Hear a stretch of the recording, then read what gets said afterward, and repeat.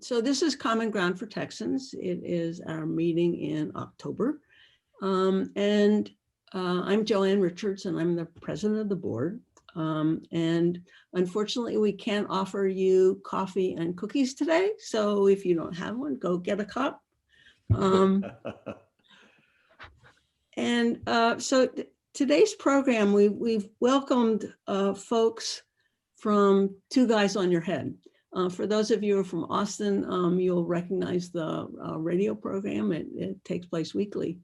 And so let me introduce the three folks who will be joining us today in this conversation about what to expect with the 2020 election. So we asked them to join us today to begin a conversation in anticipation of the results of the 2020 election. So, approximately 60 million folks will be ecstatic with the election results, and 60 million folks will be really pissed off and angry. So we've asked them to sort of talk about the question of how can we ameliorate hard feelings after the election from one side or the other. And how do we sit around even virtually the Thanksgiving table to talk, to give our thanks and to have civil conversations, especially with what just happened. I should let you know that our November 21st meeting will be after the election. And by that time, we assume that we will have results. And what we have done is to ask several folks to come talk to us about the consequences of the election, both at the local city level, the state level, and the national level. We've got some interesting folks who are reporters on those three levels to come talk to us. Today, everybody will be muted except for those people who are presenting. And we ask that if you have any questions, that you put them in the chat. And that Ham Richards will relay those questions after the presentations take place. So the three people who are here today with us, first is Rebecca McInroy, who's the executive producer for KUT and KUTX and KUT-ORG. She produces content that bridges the gap between the public and higher education. To that end, she is the creator, executive director, and editor of a national weekly radio program, Two Guys on Your Head. And the two guys who are on your head are Art Markman, who's here, is professor of psychology and executive director of IC Squared at UT Austin, a think and do tank that focuses on innovation and entrepreneurship. And Bob Duke, who is also with us, is professor of music and human learning at the Butler School of Music at UT Austin. He's also a clinical professor at the Dell Medical School, and Bob's research centers around human learning and behavior. So without further ado, I'm going to turn it over to Rebecca, who's going to start the conversation with our two guys. Thanks very much. Thank you so much, Joanne. And thank you also to everyone at Common Ground for having us. This is a real treat to get to talk to y'all right now. It's so funny that we're talking about this because I'm reading a memoir of John Irving's right now called, I think it's How to Save Piggy Sneed or something. Has anyone read that? Just show of hands on the Zoom. No, nobody. Okay. And he starts talking about election journals that he used to keep, and his feelings and his thoughts when Reagan was, running for office, when Bush was running for office, and he was invited to the White House by Dan Quayle, and he didn't go, and he's regretting it and all this stuff. And what he said at the end of the day was, we forget all of these things. We forget all of these battles and these embittered kind of fights that we have, and the bumper stickers that kind of didn't take, and the ones that did also. But what he's saying is, like, I wish I would have gone to dinner when Quayle invited me, because basically, like, the story is what would last. All of my hatred and anger and like, it doesn't really stick. And so I was thinking about that and thinking about this conversation. I kind of want to start at this point of how do these bifurcations start? And right now, the flames are being fueled in the country. Will that dissipate? How will it dissipate? Will it, I mean, is it inevitable that we have these battles? Where do they come from? Well, those are a lot of questions. You have 40 minutes, Bob. 3 days. Yeah. I'll start with it. I'll say a little bit about that first one, about where these bifurcations or trifurcations or whatever method of division takes place. We as human beings tend to be somewhat tribal in our thinking and our behavior and in the people that we associate with. And it's not surprising, perhaps, because as human beings evolved, we evolved in very small groups of fellow hominids, and everybody knew everybody, and everybody knew what everybody was doing. And the idea of the other is sort of baked into human beings, that people who are like us, and when I say like us on any dimension, in terms of the way we look or the things that we say or the language we use or whatever, creates a sense of affinity with people who are similar to us, which is more difficult and effortful to create with people who are not like us. And I think, as Rebecca was alluding to a minute ago, one of the things that current political discourse has done is exploit that way of thinking, so that we have defined other by a lot of different categories, right? And I think in some ways, other is anything that's not just like me. And I think the more intensely that idea is communicated, there are a lot of built-in mechanisms that make the other seem like people that I don't want to know about or associate with, or certainly not have in any position where they can pull levers of power that are going to affect my life. Yeah, and what's fascinating about this is so this notion of self and other. One of the things that human beings have that's, I think, a remarkable capacity is to define self in many different ways, should we so choose. So back when Texas used to play Texas A&M regularly during the football season, I could define myself as a University of Texas professor and generate a certain amount of rivalry with Texas A&M, but at other times I could define myself as a Texan and see common ground with Texas and Texas A&M against Oklahoma or something else, and so we're free to define ourselves in lots of ways. And I think that one of the things that's really fascinating to me, I was reading Ron Chernow's biography of Alexander Hamilton earlier this year. And one of the things that book makes clear is that politics in the United States has been ugly as long as there's been politics in the United States. We have been tearing each other down and saying horrible things to each other.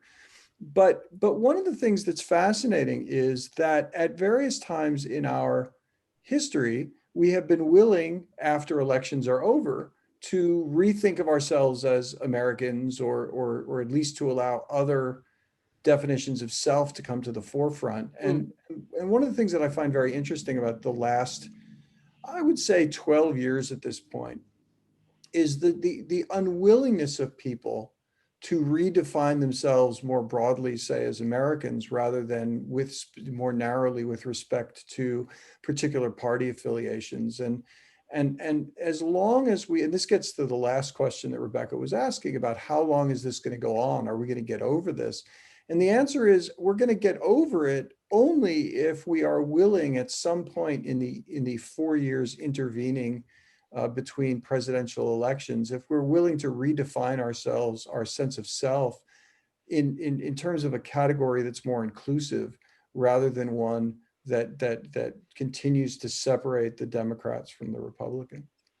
And on that idea of, if we define ourselves a certain way, what has really struck me in, I think, the same kind of time frame that you have given the past 12 years, say, is the way in which identity and our identity plays a role in this performance of self that we're all negotiating every day in social media, and as well as in our face-to-face interactions that we have. But what role has social media played in creating and shaping the way in which we understand identity? And could that attribute to the silos that we are living in right now? Well, I mean, the answer to that last part is yes, I think it can, because we can choose a curated reality on social media. And I think, what's really interesting to me is how much human beings appreciate consensus with other people who are in their environment. The fact that there are people who agree with you feels really good. And it feels really good whether people are agreeing about something that makes a lot of sense and is based on reason and evidence. And it also feels good when something is just nuts. It was an interesting thing. I was watching a little bit of, I don't know what the news show, it might have been a news hour, it might have been 60 Minutes, I don't know. And there was a reporter who was asking a woman who was very much believing or saying that she believed, QAnon rumors about, there are, Democratic pedophiles, drinking the blood of children and that kind of thing. Anyway, she asked this woman, wait, that's not true, Bob. and they were sitting on a stoop in New York. But now you have a reporter who's asking this woman. There's nobody around her to support her view. And what was interesting to me is how tentative she was about saying that she believed that. I mean, she said, well, it definitely might possibly be true. I mean, that was, I remembered that quote because I wanted to remember the language that she used, So I think what happens is that when we're around like-minded people, it bolsters our own confidence in what we think, even when what we think may be unsupported by, anything other than the people with whom we associate. But that social media opportunity now allows us to locate people. Well, actually allows Facebook and Twitter to locate people that look and think much like we do, and now that becomes our tribe. Right? I mean, not just the people that we associate with in our neighborhood or our community, but we have another community, a virtual community that lives in our phones and our computers. Yeah, and I think that if we're going to talk about social media, I think we actually want to break this off into two pieces: the social component and the media component. And I think Bob's right. On the social side, there is a sense in which it is easier for us to hold on to a set of beliefs when they are consistent with the ones that people around us hold. And we might say, well, that's how horrible is that? But the fact is, there's a whole lot of stuff that and ought to believe that you believe primarily because everyone else believes it. So, for example, very few of us can derive, say, Newton's laws of motion and may necessarily understand them at any depth, and yet we sort of believe that in certain principles of the way that the physical universe works, and we believe them not because we've observed them in any particular way or that we've done the experiments, but because everyone else believes them, and that seems to get us that seems to help us get along pretty well. And so there is a certain social reality to a fair amount of what we believe for good reason, and I think that the social component of social media definitely can play a role there. But I think the media component matters as well. And that is that, we are surrounded by information sources that come from points distant in ways that we didn't really evolve for. So if you think about the evolutionary history of the human species, if we evolved, say, on the African savanna or in that period, and we were, the information that we encountered was the stuff that was nearby us.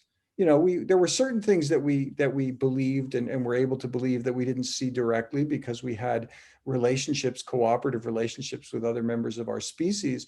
But an awful lot of what we encounter, of what we came to believe because we encountered it more or less directly. So we didn't necessarily expect to be getting information from people around the world. There weren't people around the world yet at that point, but we didn't expect to be getting information from that many people and that many sources all the time. And so, we evolved. One of the things that makes us comfortable is when something is familiar to us. And if you think about what would have been familiar to us if we lived a life in which there weren't people who were broadcasting information into us, the statistics of our world, what made things familiar would have been the things that we encountered.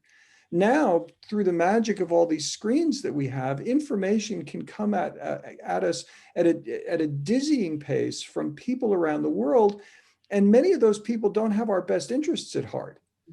And I don't just mean, nebulous, actors, the Russians or something who are trying to get at us. I mean, frankly, if you watch commercial television, what you are doing is making a trade-off in which you are trying to get your programming for free, but it's not really free. What's happening is that there are people who are paying for access to your brain to show you commercials that influence the statistics of your world.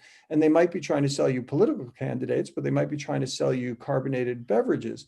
And the main thing is that this media component has also skewed our set of things, what it is that feels familiar to us, in ways that then influence our beliefs above and beyond just the pure social component of it. Yeah. This one idea, I mean, the media doesn't seem to be going anywhere. And so lucky for you. No kidding. Although, radio is an acceptable medium. Yeah. But we still want access to your brain, though. Exactly.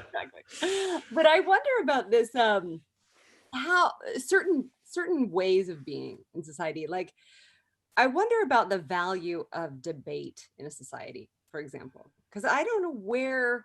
I haven't seen a good debate in a long time. I mean, I catch them every now and then on like the LSE, the London School of Economics podcast, or like IC Squared, every now and then they'll have like a really good debate. But I was just watching the William Buckley and James Baldwin debate the other day from 1965. And I was like, these two men are just artists,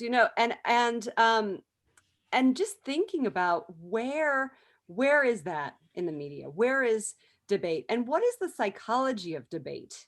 That what helps us to kind of, it helps me to see other sides of issues. It helps me to expand my knowledge about things, but like, talk a little bit about the psychology of debate and the value of debate in society.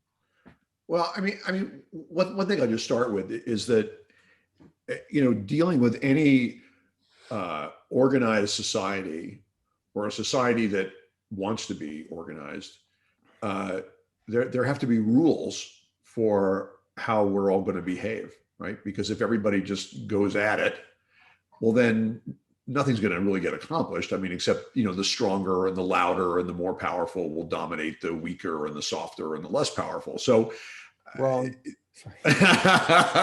See, but I think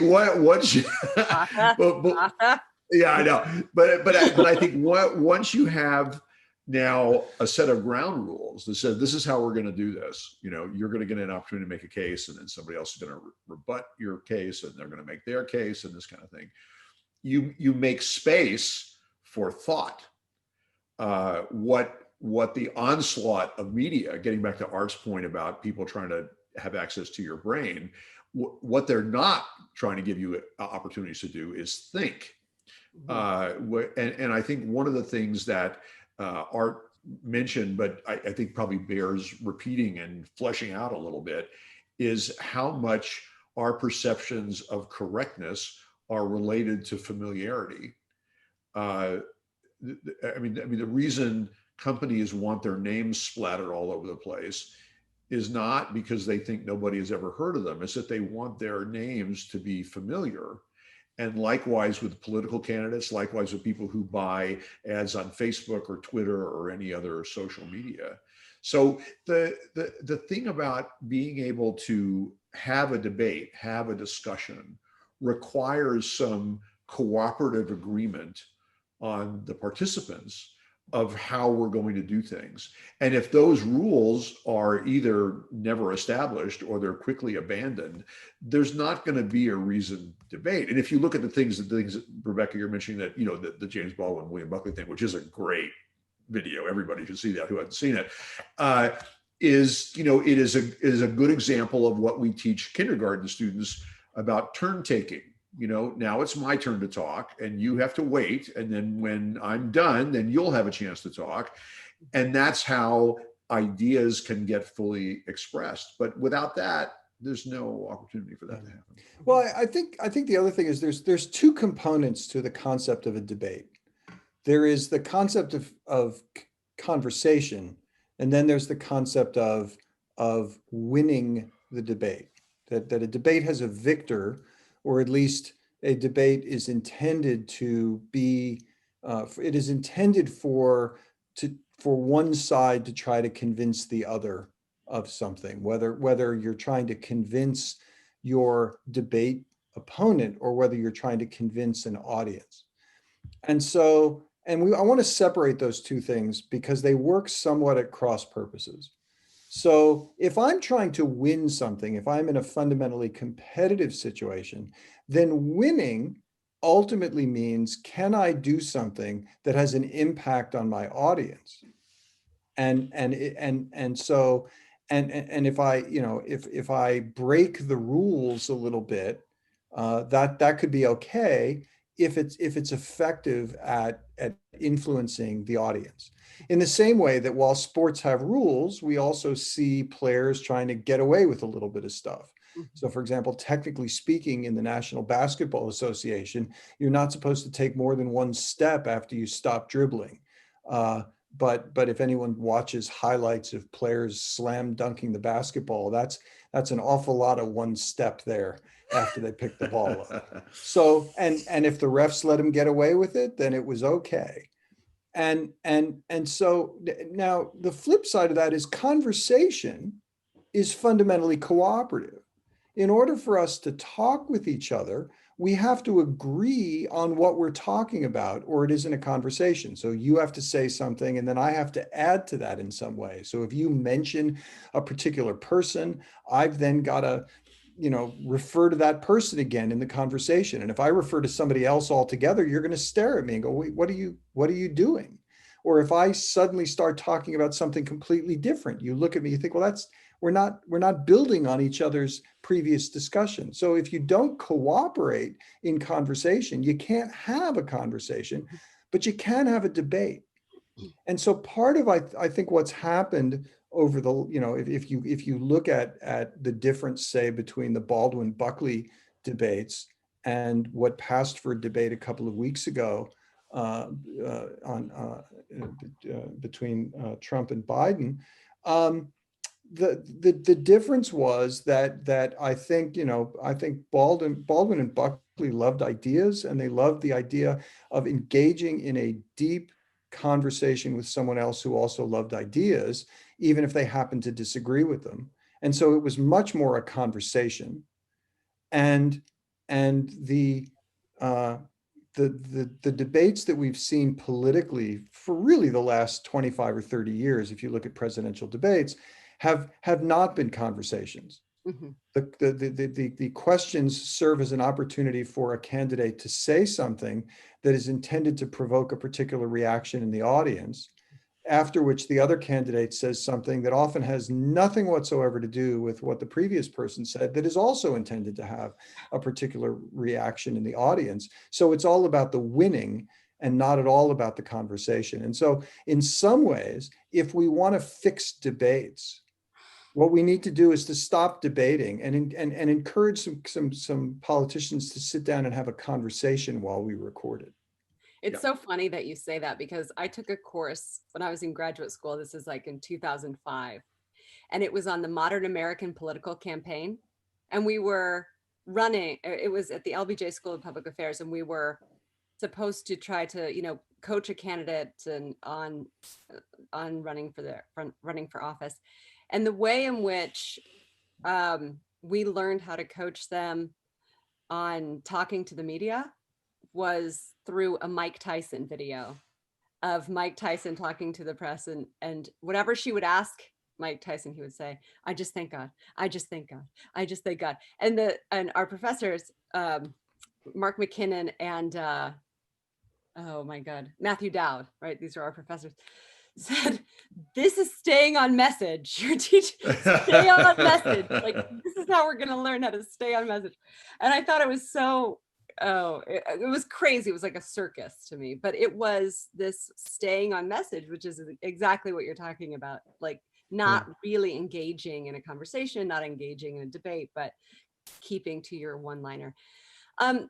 So I know that Joanna asked if we would kind of give like a little bit of a how-to, right? So how do we get over this place that we are in society right now? I think Art, you made a good point that like politics has always been dirty and it's a very difficult space, but it seems like everyone is so engaged right now. Even my 13-year-old daughter is engaged in politics right now.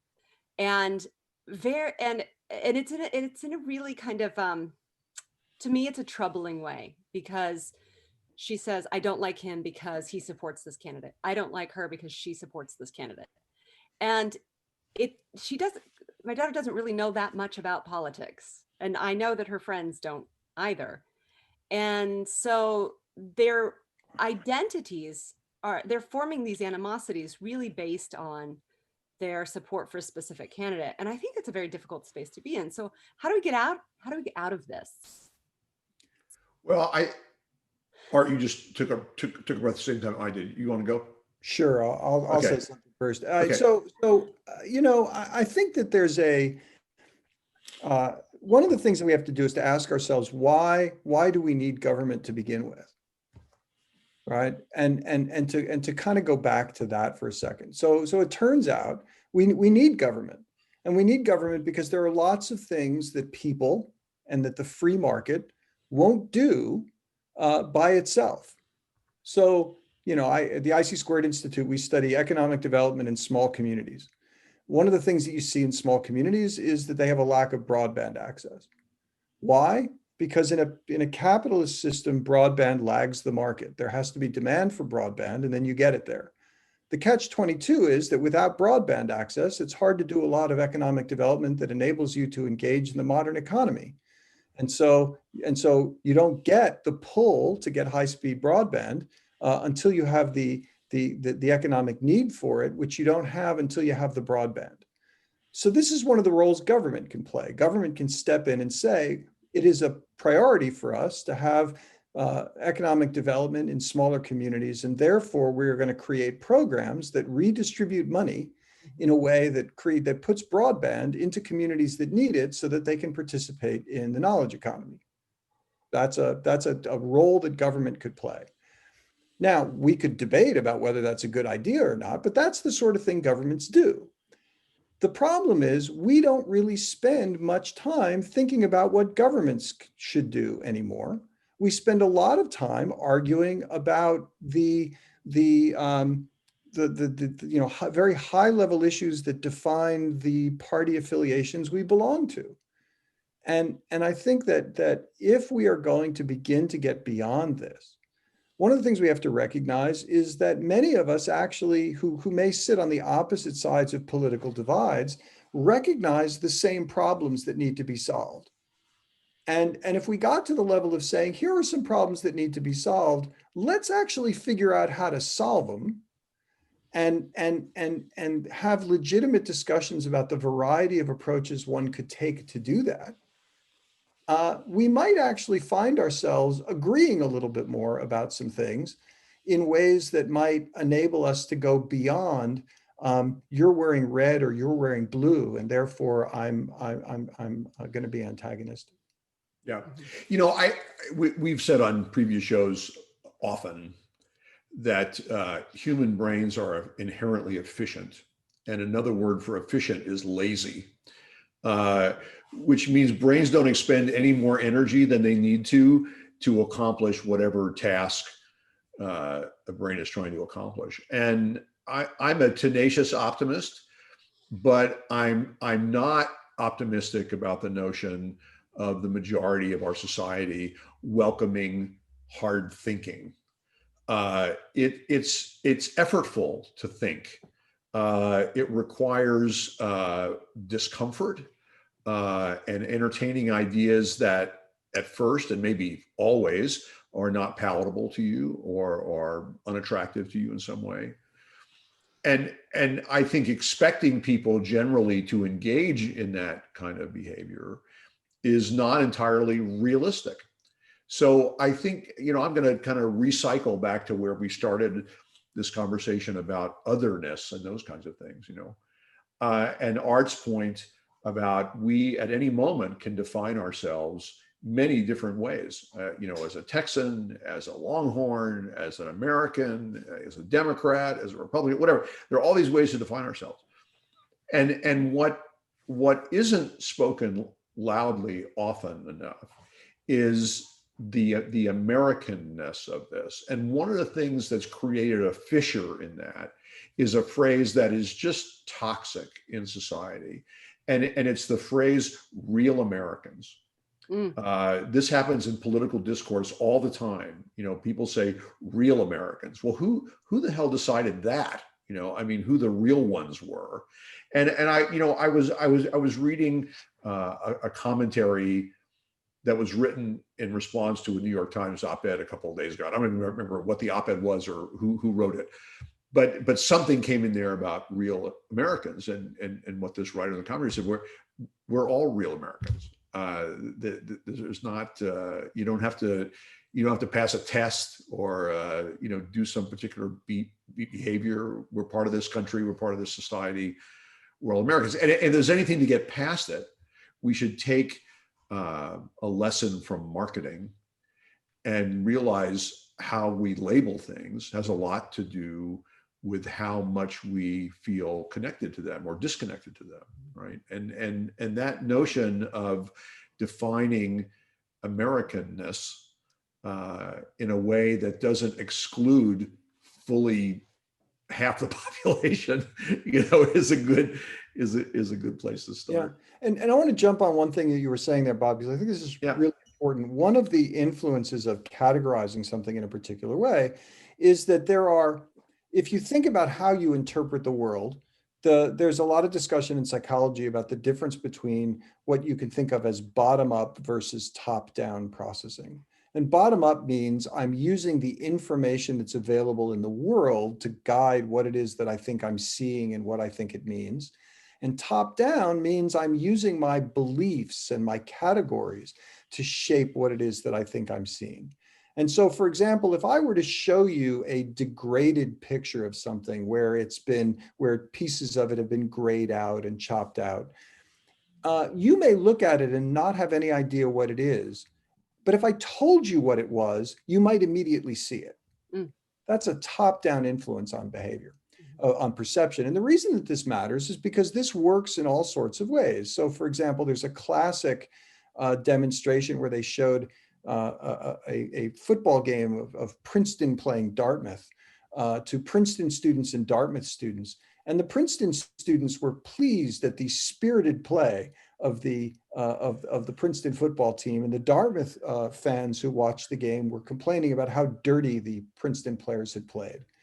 Right. So clearly their pre-existing beliefs, the category that they put on something, influenced the beliefs about it. And this reminds me of, soon after the Affordable Care Act was passed, that there were studies that were done where they would take the elements of the plan and describe them to people, and people would say, "Oh, those are great. I love that. I'm so happy. That would be a great plan to have." And they'd say, "Well, what about Obamacare? Oh, that's terrible."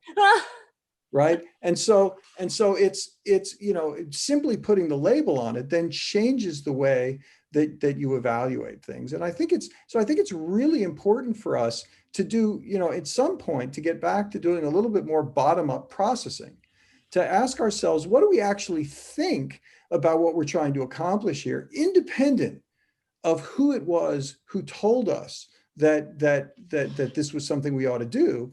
If it feels like a good idea, let's do it. If it doesn't feel like a good idea, let's not do it. Or and it's not that party affiliation is completely irrelevant.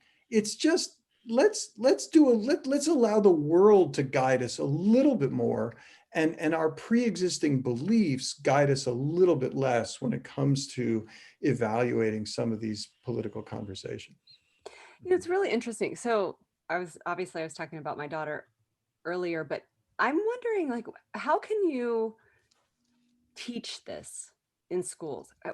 How can you teach children this idea of thinking past the label, looking at things other than the label, like communicating with each other? Like, how do we instill that in kids early on?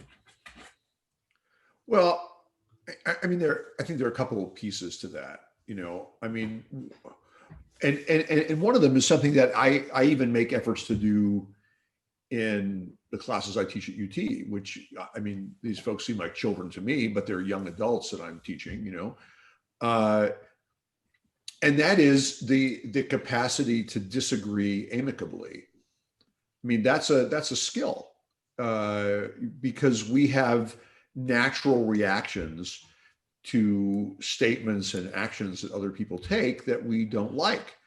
And those actions involve sometimes breaking eye contact and distancing ourselves physically and turning away and those kinds of things. You can't engage in a conversation if disagreement is met with that kind of response. So one of the things that I work on with students in class is, rather than what often happens, especially in middle school and high school, someone will either raise their hand or get called on and express some opinion, and then somebody several rows ahead in the class says, "Well, I don't think what he said was right." Well, that's not a way to have an amicable disagreement. I mean, he has a name, he's here. So why are you telling me? You should be talking to him. And actually, you can teach people to do this. You can teach people to say, well, if you disagree with what Fred just said, well, then turn around and look at Fred and say, Fred, I don't agree with what you just said. I don't think that's right. It really, seriously, it's not rocket science. Yeah. But those really simple human behaviors increase the likelihood that there will actually be listening going on, right? Then dismissal immediately of things that seem, unattractive or unpalatable. Yeah, it's, as you're talking about this, Bob, I'm reminded, and this crowd, at least the people I can see, seems my vintage and beyond, so I'm safe in doing this. But back in the day when Saturday Night Live had those debates between Dan Aykroyd and Jane Curtin, and she would give some long opinion supported by facts and all sorts of other things, and Dan Aykroyd would look at her and say, "Jane, you ignorant slut." Yes. And I remember that because at the time that was kind of shocking. And now it seems like that's the way we've learned to disagree with people, and I think that you're absolutely right. Part of what we need to do is to engage in real conversation. Disagreements, again, can be done as cooperative things, but it requires listening. And if you think about what the marital and family therapists will say to couples who have to disagree about things, the first thing you're supposed to do is to repeat back the argument of the person not the argument, but repeat back the statement that the person just made to you, and summarize it as a way of saying, I heard you and I understand you, and then build from that in opposite direction, right? And to just discuss the ways in which you might disagree. But we, again, that's it's important to recognize that civil disagreement requires starting by saying, I understand you. And one of the most disappointing things following the previous election was, I remember both supporters of Hillary Clinton and supporters of Donald Trump walking around after the election saying, I simply don't understand how someone could have voted for the person I didn't vote for. And that's a shame, right? I think what the position that we really want to be in is, I understand why you did that. I disagree, and here are the reasons why I disagree. And I can attach my disagreements to my understanding of you, which is a fundamentally different thing than what we have right now. I think we have willful choice not to understand the other side. And that makes it impossible to move forward. So I know we're going to open things up for questions soon. So I have just one more question before we open it up for questions. But so all of the things that we've talked about, I can see myself going into society and having a conversation with a stranger about politics and implementing these strategies, and like everything is great. You know, I'm like, I see your side. You can? Everything changes, however. Everything changes when it's your family or your friends. Like, and I have this, that my little sister is like a naturalist, I guess, you know, like everything is natural. And she doesn't, I shouldn't say too much. I won't say too much about my sister, but we disagree in some health things. And I will just, you know, she can say something like her son has strep throat and, oh, I guess I'll put him on the antibiotics, you know, like, and it's just this, I guess all, which is just like, it drives me insane. I mean, it's just these little things. So it's not even the big conversations. It's these kind of little things that you're just like, I know where this is going, you know?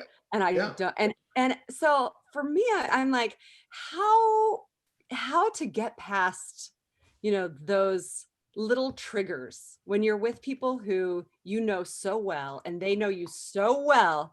And I mean, honestly, a look from a look, just a little look, can just drive me completely bonkers. Yeah. We could answer that, but we're going to have to charge you. Yes, because I think you're actually experiencing some of the conversations, which is just right now. I'm like, my temperature's gone up and my heart rate is going up. How long has this been going on, Rebecca? And my dream last night. Well, you know, is we're going into the holidays. Yeah. You know? Well, you know, I think part of it, I mean, we know, and you obviously know what your triggers are, you know, and I think, you know, there's a wonderful concept that Daniel Kahneman and Amos Tversky came up with, and it has to do with the way people make plans to evaluate the success of various efforts that they make. You know, and so people say, well, what are the criteria for success? You know, we're going to start this new program, or we're going to create this new position, or whatever. So what are the criteria for success? And what Kahneman points out is we should say what also, or maybe first, what are the criteria for failure? Like, when do we say, okay, basta, we're done here, right? Because there's not going to go anywhere. And I think, you know, when you imagine discussions with family, and you think, well, what are the indicators that tell you this is not going to go someplace positive? And you say, okay, so I'm ready to bail now, you know, and change the subject, or go wash a plate, or whatever the hell you do to escape the conversation, you know. But I think, you know, the things that get under our skin should teach us something about what we're willing to think about.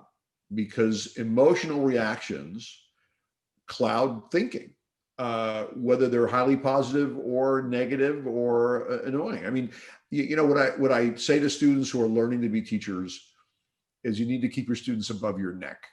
And what I mean by that is when students are in your guts, you're going to make bad decisions, you know, because your guts are involved, and guts don't make good decisions a lot of times, right? So you want to think about how can I, first of all, recognize, as you aptly describe, you know, what are the things that you know that's going to get under your skin? So, okay, so now that I know that, and I know that I'm reacting to something and I'm not really thinking about it, I'm just having a reaction to it. Well, now that at least gets you in the ballpark of being able to operate without just letting yourself, you know, go off on whatever spin cycle you're just being initiated. It happens fast, my friend. you also have to ask yourself, and this is true not just with family, but I think with anyone that you're having who sits on the opposite side, say, of a political divide from you, that where you're going to have this conversation, which is, what am I trying to do with this conversation? Yeah, exactly. Right. Yeah. And so, if you enter into the conversation saying the only way I'm going to be happy is if this person agrees with me at the end of the conversation, don't even bother. Yeah. Mm, yeah. Because even if your goal is to try to change somebody's mind, and you, by the way, you don't change other people's minds. What you do is you give them the opportunity to change their own mind. They're not going to do it in your presence. And the harder you try to change their mind, the more they're going to dig in. Mhm. So really, ask yourself, what am I trying to do?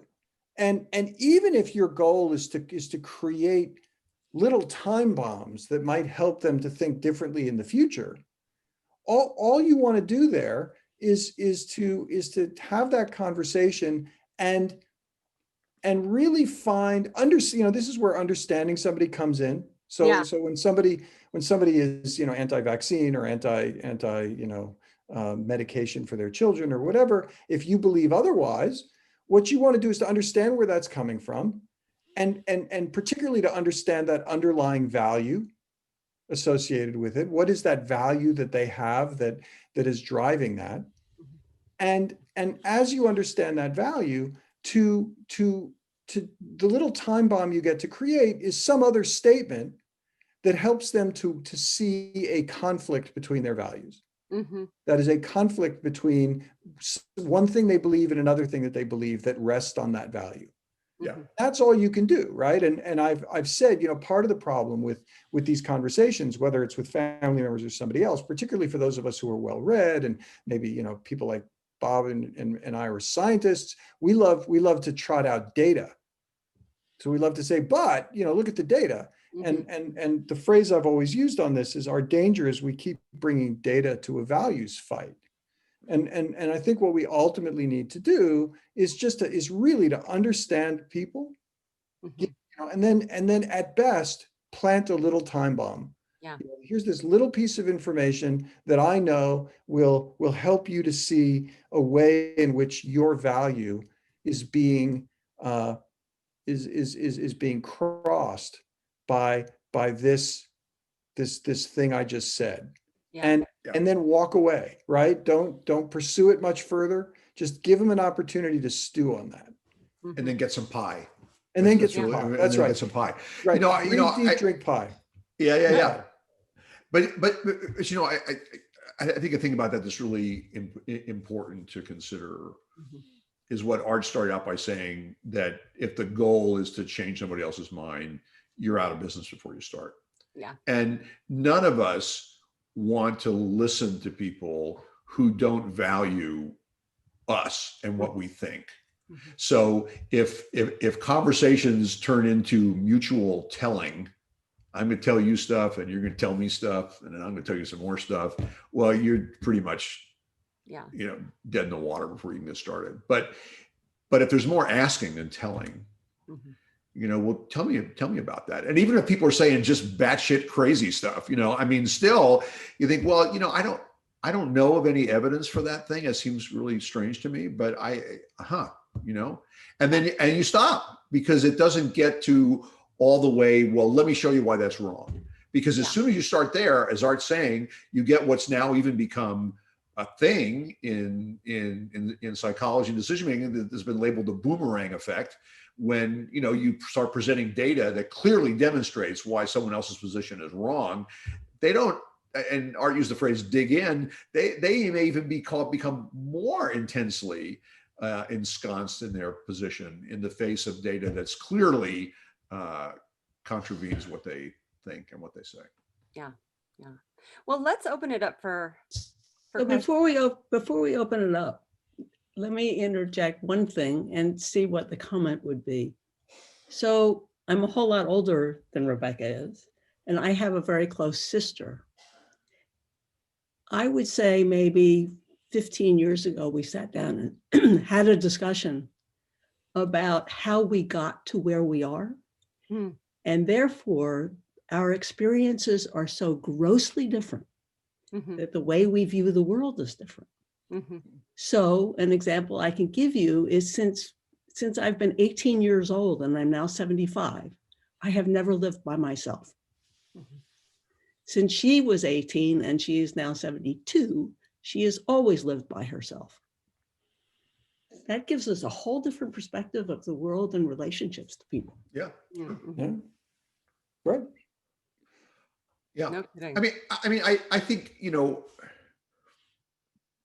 the thing to tag on to that is that, understanding others' experiences and understanding how they come to think something that might be different than what we think, it isn't necessarily an inroad to get them to think differently, right? Because I think, there are many things that are understandable, that understanding them doesn't make them any more malleable. I mean, they still may be pretty fixed, and I think what's interesting to me, and you alluded to this a little bit, Joanne, when you said that, there's such an emotional component to belief. Uh, Things that we believe are things that feel right to believe, uh, and the feeling right always outweighs the thinking right. I mean, we like to think, we've got this big frontal lobe up here and it's, rational, and does all this stuff. All the stuff of the old brain is still in there, and it didn't get replaced by new stuff. The old stuff's still in there. Mhm. And much of the way we operate is based on how things feel to us. And I'm using feel in the broad sense. I'm emotionally feel in addition to physically feel. But even physically, it's not an accident that people use terms like disgust to describe an opponent, and somebody's position is disgusting, because that is such a fundamental human reaction to things that are unpleasant, that word conjures up things way beyond whatever, abstract kind of thought that's being put forward there, because disgust is a real thing, and I think when we talk about those kinds of negative emotions, the reason those words are used in political advertising and political discourse is because they evoke feelings that override whatever thinking might be going on. Mhm. But, and I just want to jump on one thing, Bob, that you just said there, which is, this notion that, people will say, well, don't judge me. Now, I got bad news for you. We're always judging people. That's what we do. And we need to, right? Because we need to create those reactions. We might, because those reactions are a reflection of our motivation towards something. But one of the things about the judgments that we make of other people is that those judgments reflect our experience of the world and our experience of those people. And I think that when you have these conversations in which you take the perspective of somebody else, one of the things that does for you is to help you to understand a little bit more how someone else could have arrived at the position that they were in.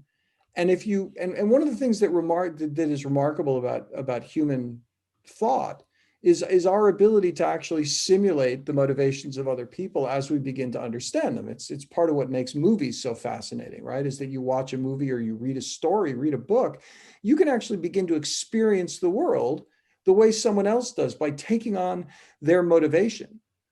And so having those conversations in which part of what you do is to understand where somebody came from, how they came to see the world the way they do, is that by walking through that with them, you actually begin to experience the world the way they did for a moment, and you get to have that emotional reaction on their side.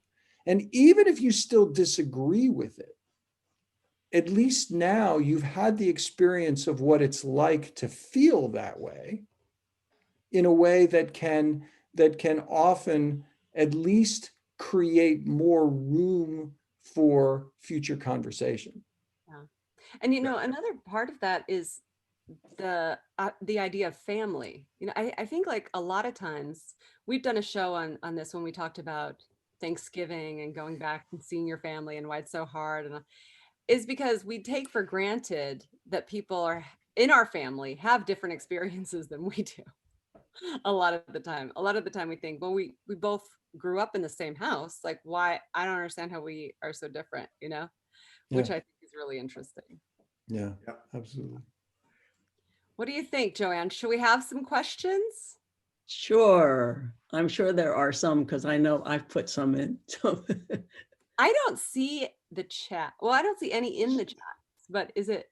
because I think they all go to Ham. Yep. Oh, got you. So Okay. he's Yes. got them.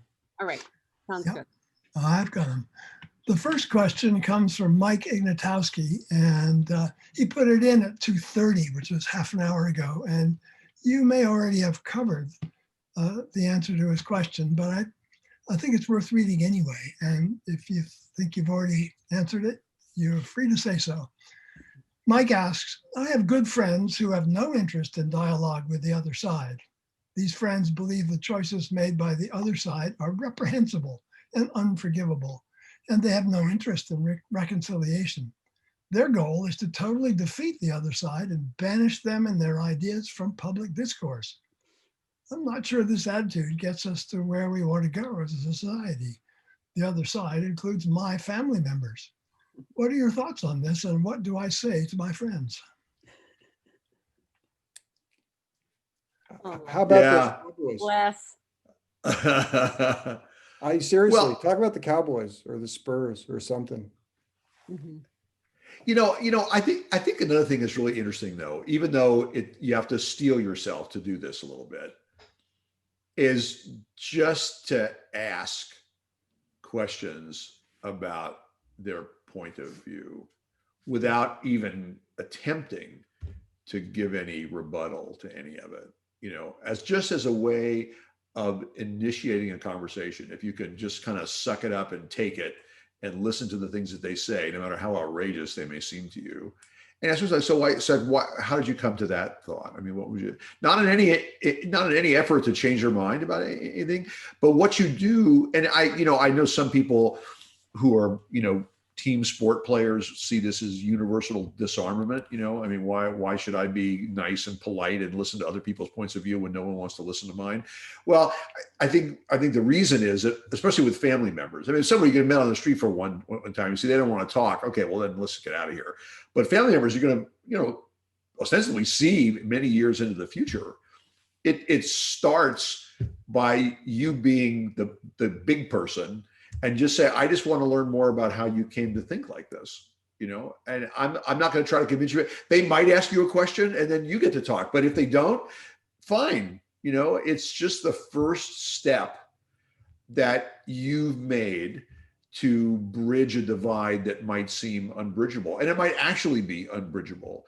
But I think often our reactions to things that are so outrageous, like the idea that Ham just read in your question, Mike, about the idea of, we're just going to kind of so dominate these people, to use words that, President Trump uses in terms of cities, so dominate the public sphere that these other ideas will never be allowed to surface again. You now say, well, all right, tell me, I mean, not to sound too zen about it, but, you need to bend like the reed a little bit. And so, okay, let me hear what you tell me. Let me hear it. I don't want to talk about it for a long time, but let's hear what you're saying, and now let's go get some pie. Yeah, but well, not just pie. I mean, I think part of this too is there's also cake. No, we also, I think we need to also just find ways to talk about other stuff right now. I think part of the and one way to do this that I think is actually quite valuable is even if we want to stay within the realm of politics, to drive ourselves more locally for a moment. Because, one of the things that always fascinates me is that as much disagreement as we can generate about issues at the national scale, the more local you get, the more points of agreement you can find. Like, there's very few people I know who are pro pothole. People like smooth roads, and they kind of like running water. And wastewater being taken away. I mean, there's a lot of things we like that we all seem to like, and I think that if we can just start talking about, well, what's going on in our community right now, You know, we can often begin to find common ground, even on things that relate to political issues, that can duck what you know, a lot of the rancor that happens when we begin to talk about things at the national stage. And given that most of what's really going to affect our lives on a daily basis happens locally, that's not a bad place to start. You know, and it's sort of a shame that we spend so much time worrying about who occupies the White House. And not that it's unimportant, but you know, the amount of time we spend talking about that relative to talking about the next layer down in the federal government, let alone what's happening at the state level and what's happening with our legislature and what's happening with our city council and what's happening with our school board. So, you know, an alternative way to have political conversations is to start having conversations about what's happening locally, which, by the way, has the additional advantage of helping to educate everyone and yourself, if you want to be able to talk knowledgeably about what's actually happening in your local community, because it's stunning how little people seem to understand about what's happening in their own community, despite their beliefs that they are experts at what's happening on the world stage. Yeah. I think next time we do the show, we're going to have to make it into a drinking game with Art, because every time you say common ground, every time. I pre-drank for all the, no, I'm kidding. I don't know if any of that was helpful, Mike, but that's our best shot, an hour in. There you go. Okay, the next question is from Tobin Quirot, and he asks, can either of you discuss the perspective of Jonathan Haidt and the moral philosophy model for human grouping across a spectrum of values? No. Well, I'm only speaking for myself, not for Art. Art may be able to take a swing at that, but you know, I mean, I've read some of Haidt's work, but I'm not sure that I'm the right expert for this at the moment. What I'll say on that one is, let me go back and read some more of it. We'll do another show on it, because that would be better than what I would say off the cuff, given that it's been a while since I read some of his work. Okay, sorry, Tobin. We have a question from Dan Eckham, and he asks, to what extent does our polarized two-party system drive division and demonization between sides and exacerbate our divisions? Well, I mean, certainly the fact that there is pretty much a binary choice in the United States, it's interesting to compare this to parliamentary governments in other parts of the world, where there are many more, sometimes, political parties that are being elected in a very different kind of system. You know, in fact, I just saw, and I'm sure many of you saw this too. I don't remember the woman's name exactly, but it's the new president of New Zealand, who Jacinda, I think is her name. Just very well respected, beloved almost by people in the country, you know, and handled the coronavirus thing great and all that kind of thing. But it's a different thing when you just have two choices, right?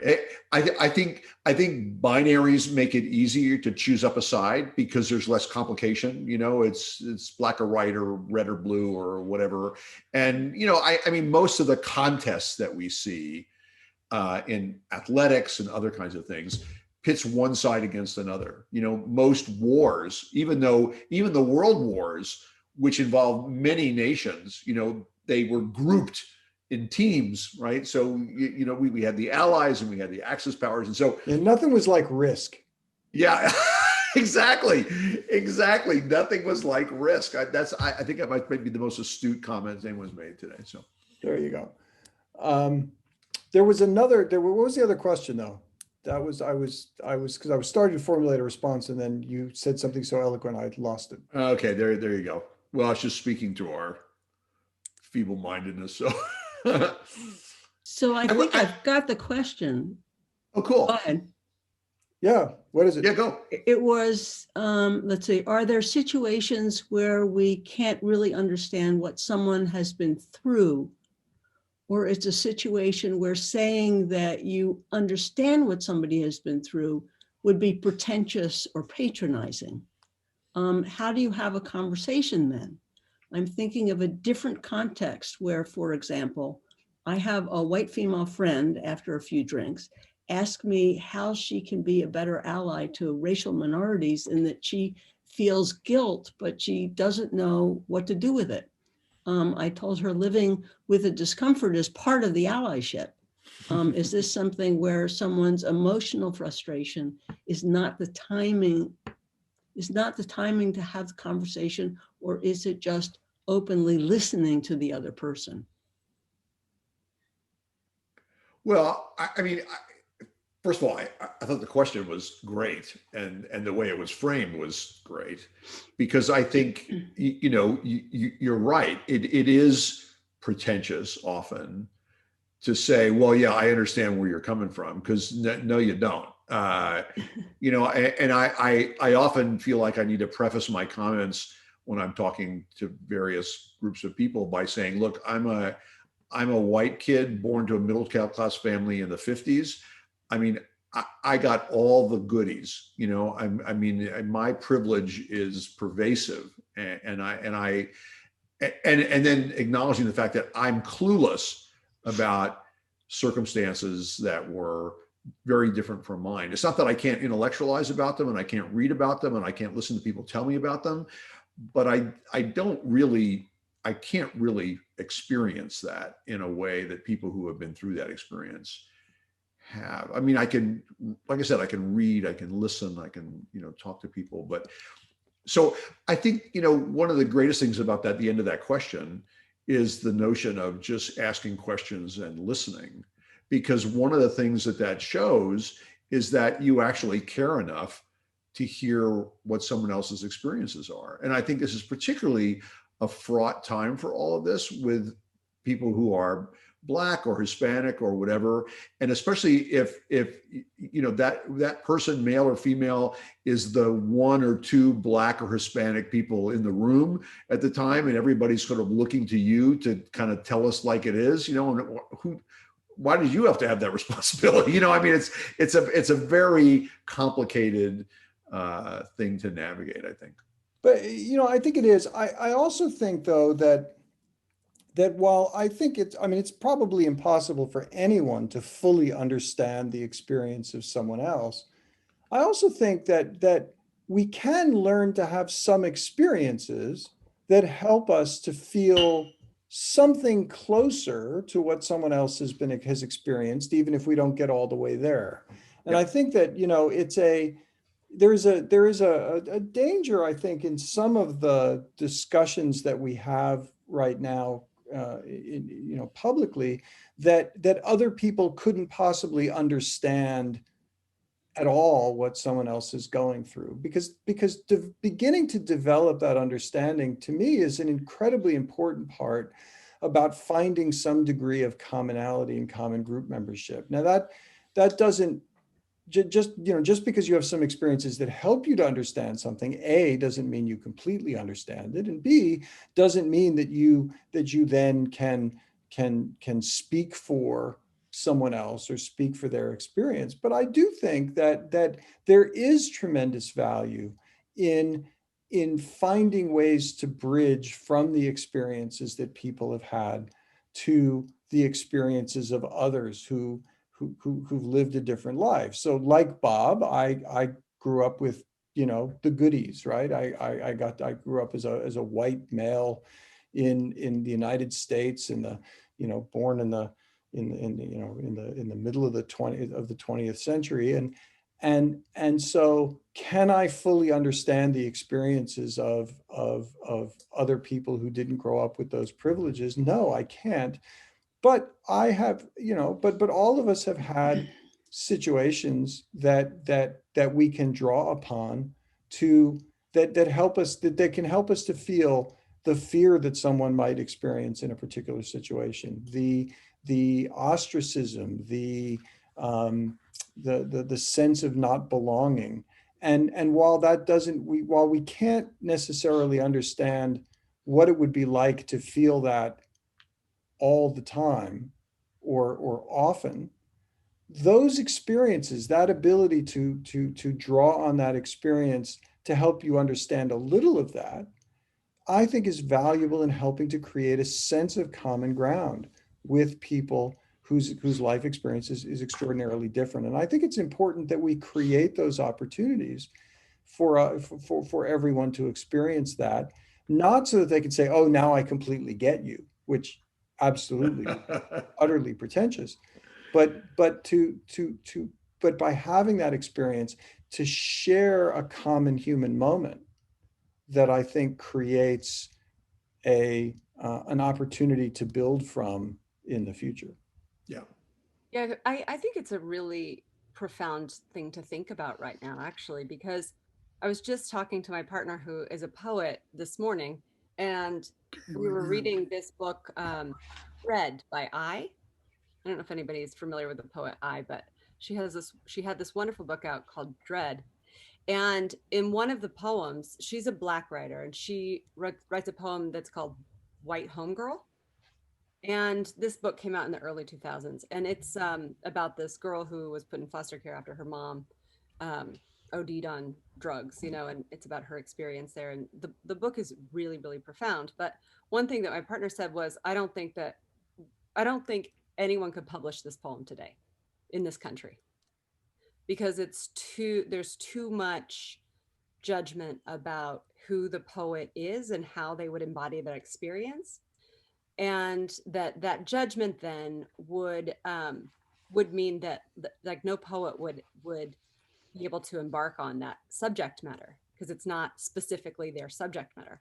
And I actually think what I said to him was, that's a really unfortunate place to be in, because the poem is profound and very nuanced, and the poet was very skilled in the way that she was writing it. And I think that this idea of just saying you can't know someone's experience, or you can't write about other people's experience, like, yes, that can be done very poorly, especially when it's white people writing about people of color, or, you know, wealthy people writing about poor people's experiences. I mean, there's this type of appropriation that happens in that situation, and exploitation as well.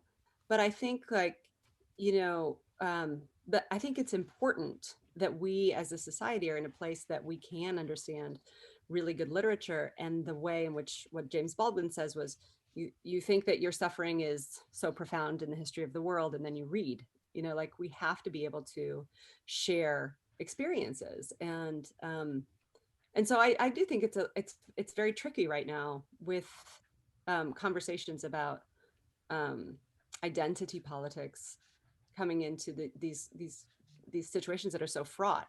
Like, we really do need to be able to understand each other. Yeah. So there's another question, one from Marilyn Vincent. Doesn't the message coming from our leaders, acrimony, name calling, speak louder to our children than our attempts to teach them civil discourse? You know, that's an empirical question that I don't know the answer to, because as Art and I would say, we don't know the data. And I'm not sure how good the data are about this, about where those influences are. I think there's enough data in general that suggests that what's streaming through the media, irrespective of what the, you know, issue happens to be, whether it's political or not, certainly heightens awareness in whoever's listening to certain issues that are happening. And there are some data that suggest, you know, rises in hate crimes and those kinds of things over the past 4 years. But I don't know how much of that one can say, and the reason for that is, and then precisely pin that on a certain source, because we really can't do a controlled experiment with that. But maybe Art knows some other data that I don't. No, I think but I will say that people are remarkably adaptable to the environment that they're in, even kids. And so, I think that one of the things that we need to do is, look, we see lots of, well, I'll give you a great example. There was a lot of hand wringing about whether playing violent video games would make people violent. Yeah. And the data are now strikingly clear on this. And the answer is no. Mhm. Violent video games do not really seem to make people more aggressive. They don't increase people's propensity to violence. Just doesn't happen, right? Which is a surprising finding for a lot of people. I think a lot of people thought it was going to go a different way, but there are some wonderful longitudinal studies in which they actually did experiments, randomly gave some kid, a whole bunch of kids video game systems, some of whom got violent games and some of whom got more pro-social games. And they followed those kids over a period of time. And the one persistent finding was you give a kid a video game, they get worse at school because they spend more time playing video games than studying, but they don't get more violent if they play violent video games. And in fact, there's no uptick in violence for the kids who got the games versus the kids who didn't get a video game system at all. So what does this say? It says that we actually can figure out the appropriate rules of our social environment based on not just the media that we engage with, but the people that we engage with. And so what does that say? It says that if we want people to engage in civil discourse, if we want people to have legitimate conversations about difficult issues, it starts with us, right? It starts with our creating a social environment in which that can happen, and modeling that behavior, right? I grew up in a house, my parents were very politically active growing up. I started delivering political flyers at the age of 5. Learning that you had to knock on the door. You weren't. It was a violation of federal law to put the flyer in a mailbox. All kinds of great stuff. But I actually had to learn some talking points as a 5-year-old to get people to come out to the polls. And there's something to be said for being in an environment in which people are engaged in real conversation about issues, and kids learn from that. They learn how to engage from what's going on around them. And I think that ultimately can have a far more powerful effect than somebody screaming at them from the television set. Yeah, and I just had one postscript to that. Certainly modeling is one way that people learn to do things, right? They see models, they imitate those models. But the real thing that makes things stick or not are what are the consequences of those behaviors, right? So is the behavior reinforced? Is that behavior not reinforced? So someone who's in a pretty civil family, whatever that means, where people listen to each other and are courteous and generous and that kind of thing, and those are the behaviors that are reinforced in that family environment. I doubt that much blaring from a political leader would influence that, because again, it's not. If we could learn everything from observation, you could just watch skilled tennis players and learn to be a tennis player. But what determines whether something sticks when we're imitating something else is what is the outcome of the behavior when we engage in it, right? So if I hear some crappy behavior from a politician, and then I go to my parents and I repeat something that I heard, and their reaction to it is very negative, well, that probably isn't, unless I really like annoying my parents, that probably isn't going to become a part of my own repertoire. Yeah. Although apparently watching skilled players did teach 12% of men that they thought that they could believe that they could win a point off of Serena Williams. I saw that. So another question comes from Mary Patrick. She says, I heard you say that upon hearing someone explain why they support or voted for a person who I could not ever support. I should not say, I do not understand, but I should say, I understand. How can I say I understand when I do not understand? Would you share your reasoning on whatever this is with me, be more reasonable? Yeah, so I think we miscommunicated that, if that's the signal that you got, because Yes. the goal is not to say that you understand when you don't. The goal is to ask questions in an attempt to understand. So I mean, but when the conversation starts with, I have no idea how you could hold that position. Well, there's not going to be much conversation after that, right? But if you say, Right. well, could you tell me a little bit more about that? I mean, where did you, who have you talked to, or what have you read that have done that? But no, I mean, let's make really clear that that's not our position, that you should say, I understand when you don't. Yeah, no, I think it's a shame that we got out of the last election and lots of people were saying they didn't understand, because what it meant was nobody bothered to have the conversations with people that they disagreed with in order to try to understand.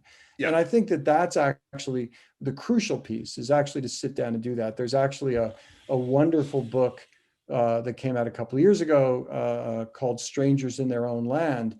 It's a great anthropological exploration from in which an anthropologist from Berkeley went to Louisiana and just talked with people and said, I want to understand. And we don't have to be anthropologists to do that. When you're in a conversation with someone who believes differently, asking those questions, just saying, look, just talk to me. Let me hear your story. Let me understand why you think the way you do, is important, because there's no bridge from one person's beliefs to another if you don't know what the other person believes. I mean, it's like, it's sort of like Google Maps can't tell you how to get somewhere if it doesn't know either where you are or where you want to go.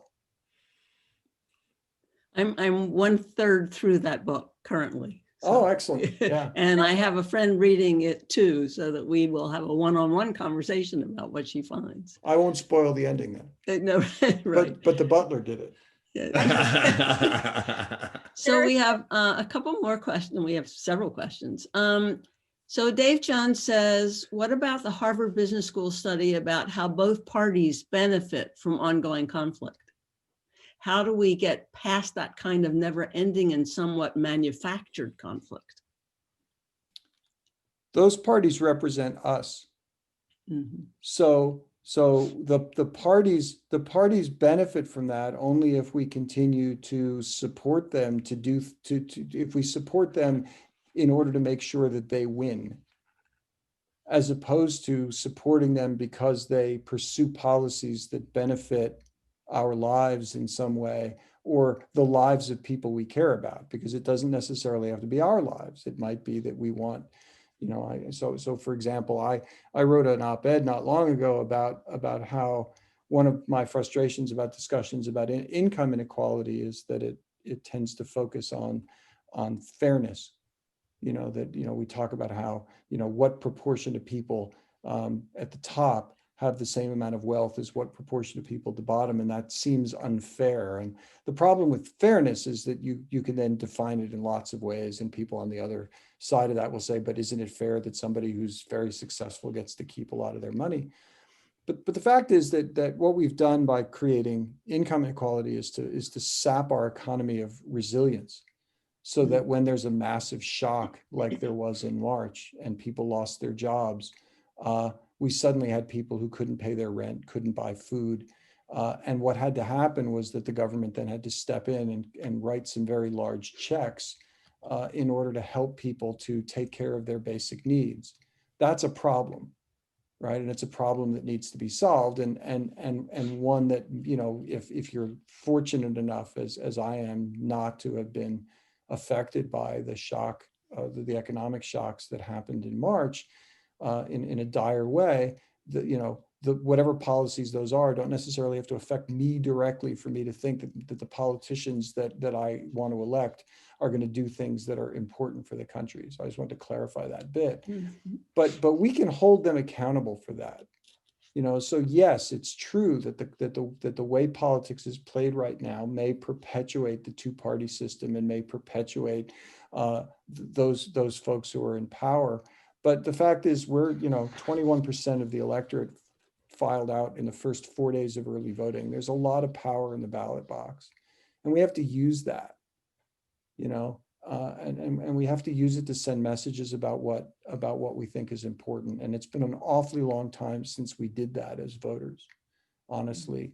But you know, there's no time like the present, as you know, as Bob is fond of saying, the old proverb, right? The best time to plant a tree is 20 years ago, and the second best time is today. Super. A couple more questions if you have the time. I hope you do. Sure. D. Seligman says, what does one do when one fears our current president is inciting others to violence? How can one hear a value behind such statements? I'm not sure I entirely understand the question. I mean, I think what is being said, that it's inciting other people to violence, is horrible, and by any measure. I guess it's asking whether there's a value behind that inciting to violence. Yeah. Well, I think there are values behind that, right? Or at least there are values behind. There are values behind the people who hear that and would and might respond positively to that, meaning to be violent, or at least to think that that was a good idea. Some of those values are fear-based values, fear that of change, fear of, you know, fear that traditions as they see them are being destroyed, right? And I think that you know, there are a lot of people who have fears about what the future will look like. And you know, when people are afraid of something, you know, if you think about cornering of an animal that's afraid, you know, the trick for the animal is to get out of that situation in any way, right? You know, and so, you know, one of the things that we have to do is to try to find other things that would conflict with that, right? Which could be pointing out certain things where fear might not be the right reaction in the moment, as well as situations in which the United States is fundamentally similar in some ways to the way that it was even 50 years ago. And not, you know, so yes, there are more people of color in the United States now than there were 100 years ago. Yes, there are, the balance of political power is shifting to some degree, but there are many things that are extraordinarily similar about the United States now and then. We are still a country that gives people opportunity to create businesses, to take their ideas and use them to generate wealth, and supports that, you know, and the fact that there are people who would like to see the you know, folks at the bottom half of the economic ladder have more, does not mean that we don't also want some people to have really good ideas and get rich, you know. And I think that we have to help people to see that through line, you know, as a way of planting that kind of time bomb against some of the fear and the sense that this country is becoming something very different. It's not. And part of the way to do that too is to actually teach people real history. You know, chances are, unless your family is 100% Native American, your family came over here at some point. And when they came over here, everyone else was afraid of them. Right? Yep. So, you know, and it probably wasn't that long ago for most of us, sometime in the last 100 or 125 years, just statistically speaking. So if that's the case, right, let's remember that the world that you can point to people thinking the world was going to end when the latest group of immigrants came over, and it didn't. We got stronger. That is what this country is. So G. Hansel, and I'm not sure what the G stands for, drawing district lines to ensure re-election of incumbents seems to add to the polarization, since the candidates don't have to speak to the majority, just to the most partisan primary voters. How do we change that? Besides ending gerrymandering? Right. That would That would help. be my answer, right? Yeah, yeah. Well, Yeah, I mean, I think it is interesting how many, and there haven't been that many, but there are places in the country where that have the opportunity for public referenda, where citizen committees have now been appointed to draw political districts in a yeah, way Austin that, being the example. yeah, yeah, Right. and I think, you know, that it's this is what parties in power have done forever, you know, is to try to make it more likely that they'll win and continue to win. And I don't know of a, you know, what the political machinery needs to do to change that, but I think until that changes, and it isn't just a matter of gerrymandering in local districts. It also has to do with the electoral college as well, right? Because I mean, there are some states that candidates can completely ignore because they know they have a majority and they'll win the electoral votes of that state. And so all the efforts are, you know, directed to so-called battleground states, which doesn't really represent, you know, what we should be doing in terms of the whole country being participants in the electoral process. This is also a place where I think real engagement with the process is useful, because we tend to treat this as a you know, as a team sport. So you know, as if we just want, you know, the red team or the blue team to win the election. One of the things that we miss is the degree to which our elected officials are actually able to represent us. And this is one of these places where I think people need to begin to have these kinds of conversations at the local level. So you know, is anybody happy with these districts that string from Austin to Fort Worth, or Austin to Houston. San Antonio?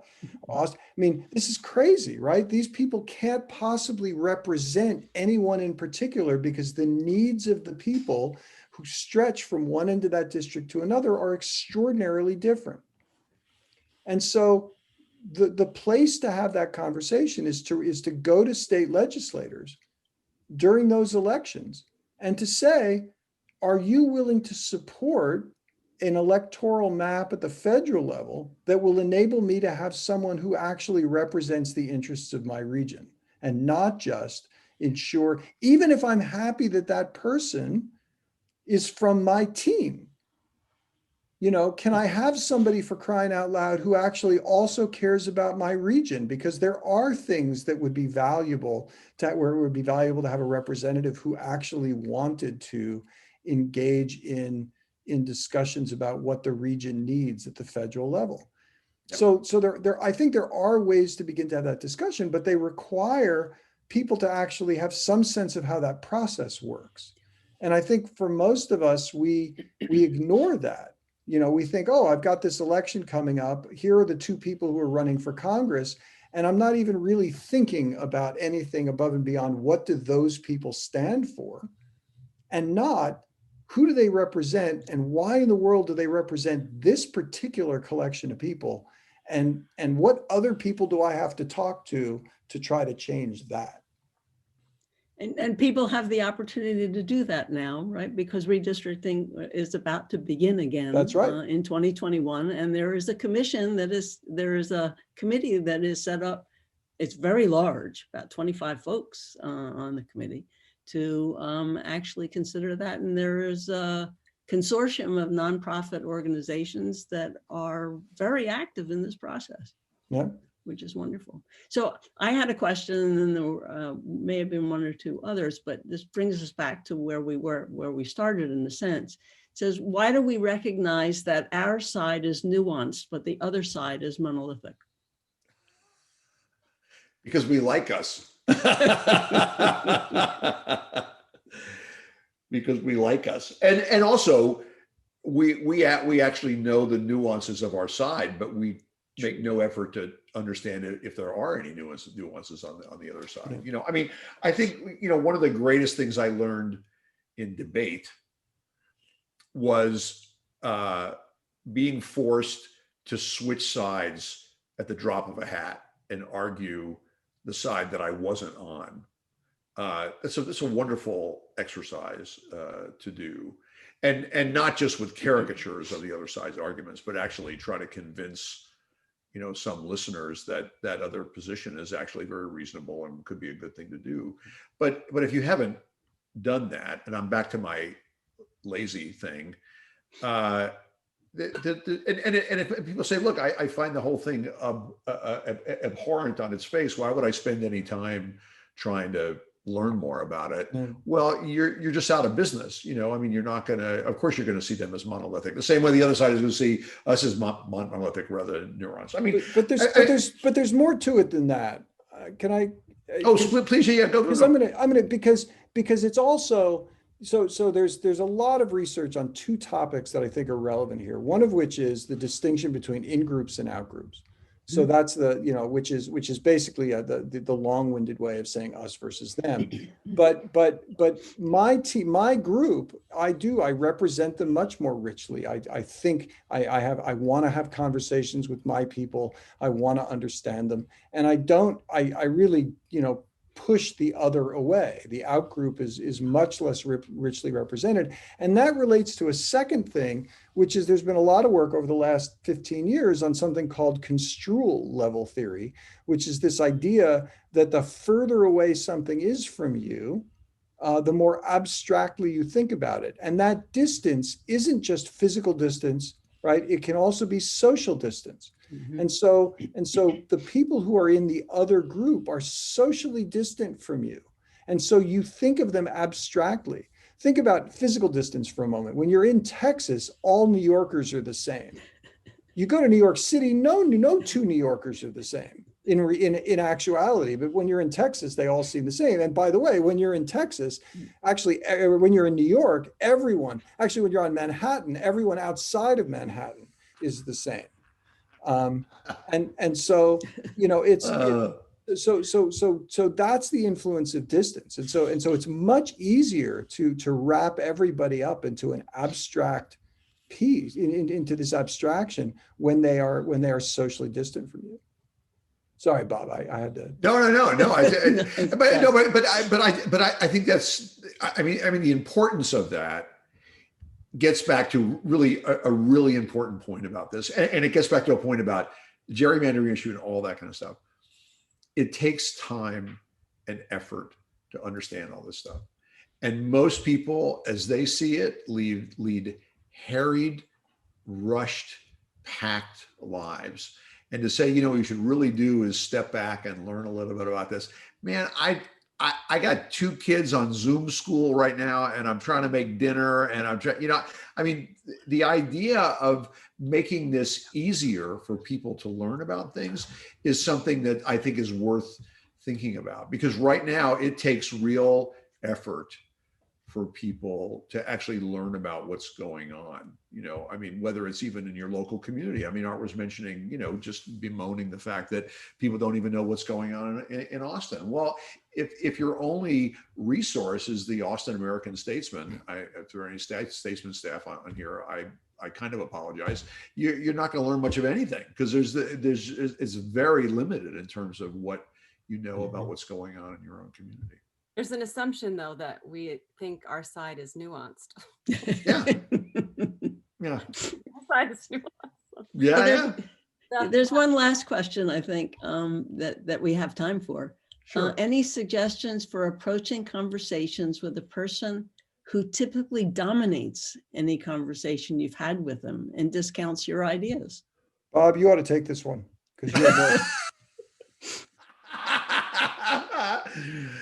No, listen, it gets back to what we were saying earlier about intentions to change other people. And like somehow if you had the right approach, you could get somebody who was domineering and even to the point of being boorish to be less domineering and be less boorish.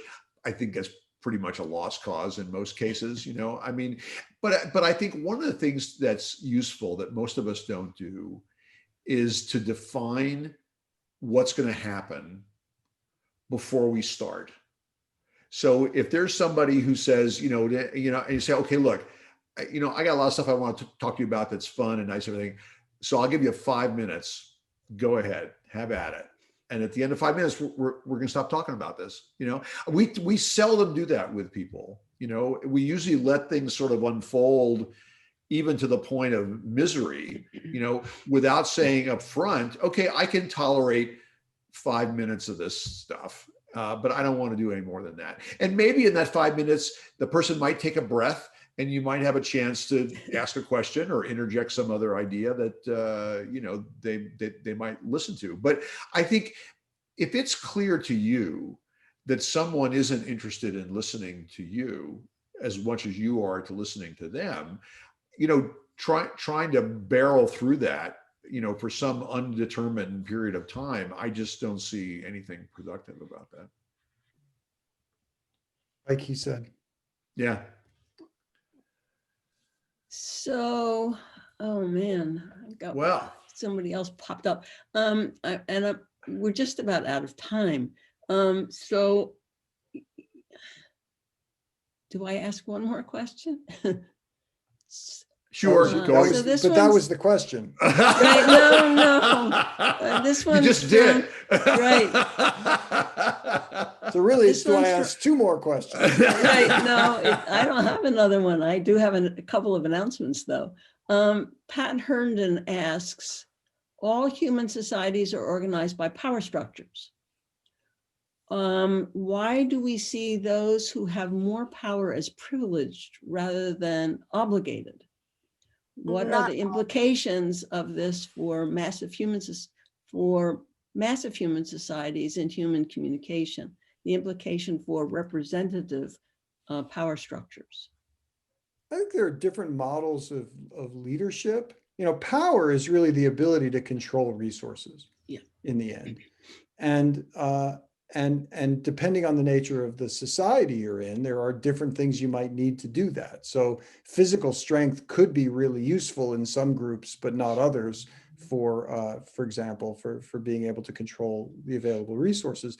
But I think there are very different models of what leadership is about that determine the degree to which the people in leadership roles, who generally speaking are the ones who have power, very different models of how they should view that role and how others should view that role. So the servant leadership model, for example, is one that treats being in a leadership position as an obligation, as a focus on what responsibilities you as a leader have for the people around you. And I think that, if you think about the old adage about the captain goes down with the ship, or at least, is not the first one off, right? That's not a privileged position. That says that your role is in time of crisis to be the last one to leave and the first one to step up. And I think that we have treated, at various times in history, we have treated the notion of power and the notion of leadership in very different ways. I think we live, in the movie Wall Street, when it came out, was meant to be a cautionary tale, and it turned out, I guess, to be aspirational. But greed is maybe not quite as good as it was made out to be, and they're really, and I think we're seeing that right now in our political system, that there is a bit of a pushback against pure self-interest as a dominating characteristic of what it means to be a leader. So I do think there are a variety of models out there, and it is up to us, all of us, to try to shape what structures we think leaders ought to engage in. Yeah. And, I think good leadership is a rare commodity at any level, in government and organizations and whatever. And I think one of the things that's unfortunate about our political system in the United States is because negativity is so persuasive in many ways, we've made it so onerous for people to run for office, especially high office, that, you have to give up a lot that, from my shoes, you shouldn't have to give up to run for political office in the United States. So I think, when you start with a small pool of potentially good leaders to begin with, and then you dissuade many people by making it, in their view, not worth the punishment that they're going to go through to run, you whittle down the options in a way that's not ultimately good for the country. Thank I you. wish I could end on a happier note. Well, we will. I voted. Because, well, yeah. So I've been asked to give a couple of announcements. One of them is that if you haven't voted already, vote. If you need information on who to vote for, go to the League of Women Voters for their voter guide. Go to KUT because they've had interviews. Go to Austin American Statesman because they've had interviews. And the Austin Chronicle has interviews as well. So there is a lot of information out there to get informed about how various candidates view things. That's number one. Number two, there's an organization that is doing exactly the kind of thing that we're doing today, and it's called Braver Angels. And there's a group in Central Texas that is the premier group, actually, for the country. And so they've been trying various things, and it's Common Ground for Texans cooperates with them and collaborates with them on various things, which is why we did this as part of sort of a Braver Angels effort of, with Malice toward none, how do we talk to people who are different from us? So for those of you who are not aware of Braver Angels, go to the website and go find out what they do. It's been amazing because there are people who lean red, there are people who are purple, and there are people who lean right. And we talk about various issues collaboratively and calmly, I should say, which is unusual in today's climate. And I've been learning the same kind of skills that you've been talking about, and trying to practice them every opportunity I get. And the last announcement from my point of view is not to forget that we have something coming up in November, and it will be after the election, and what are the consequences of what we did. So I will leave it to say, definitely go vote. And the last thing, of course, is to thank the three of you for spending what you thought was going to be an hour, which turned out to be 2 hours, because we always have just, a ton of folks with a ton of questions. They're a very active group.